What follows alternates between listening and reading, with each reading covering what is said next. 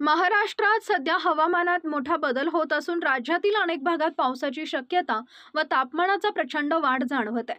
गेल्या काही दिवसापासून पावसानं उघडीप दिल्यामुळे उष्णतेचा तीव्र अनुभव राज्यातील नागरिकांना येत आहे. तर पुढील काही तासात राज्याच्या कोणकोणत्या भागामध्ये पावसाची शक्यता आहे याची आपण सविस्तर माहिती या व्हिडिओच्या माध्यमातून पाहणार आहोत.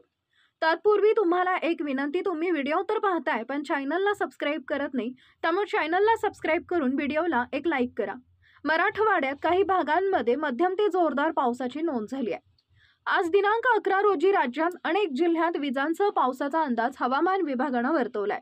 यामध्ये सातारा, सांगली, हिंगोली आणि नांदेड जिल्ह्यामध्ये विशेषतः जोरदार पावसाची शक्यता असल्यामुळे येलो अलर्ट जारी करण्यात आलाय.